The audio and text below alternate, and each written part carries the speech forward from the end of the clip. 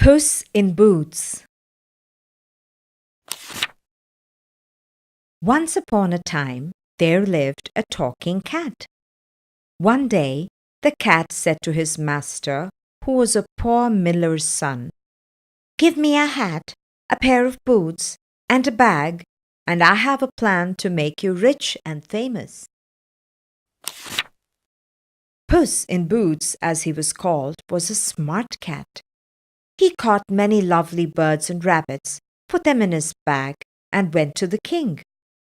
He bowed to the king and said, "Your Majesty, I bring you a gift from my noble master, the Marquis of Carabas."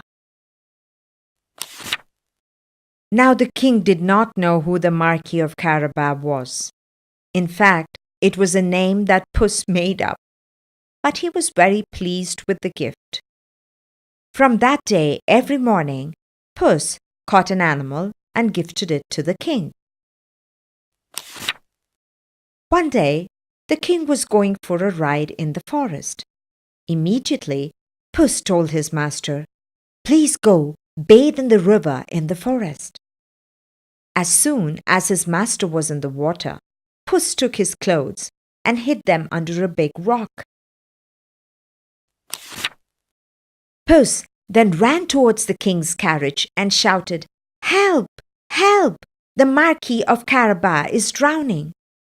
When the king heard that the kind Marquis, who had given him so many gifts, was in danger, he sent his men to save him.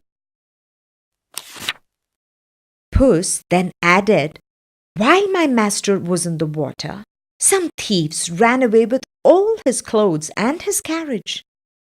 At once, the king gave him grand clothes to wear and invited him to ride in his carriage.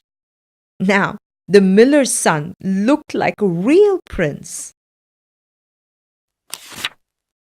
Puss's plan was not yet over. He ran ahead of the king's carriage and said to everybody on the road, "If the king asks you who you work for, you must say that you work for the kind Marquis of Carabas." So when the king and the miller's son came by, all the workers waved and cheered. "Hail the Marquis of Carabas," they said. They told the king, "We work for the noble Marquis of Carabas. He owns all this land." All the lands actually belonged to a very rich and very wicked ogre. Puss quickly went to the ogre's castle and bravely said, "I have heard that you are a very powerful ogre who can change into any animal. Can you change into a tiny animal like a mouse?" The ogre was flattered by Puss in Boots' words. "Of course I can. I'll show you right away," he said, and turned into a tiny brown mouse. In a flash, Puss jumped on him and ate him up in one big bite. The castle now belonged to his master. By then, the king's carriage had reached the beautiful castle. "Welcome to my master's castle," said Puss. The king was very impressed. "The Marquis of Carabas is a great man," he thought.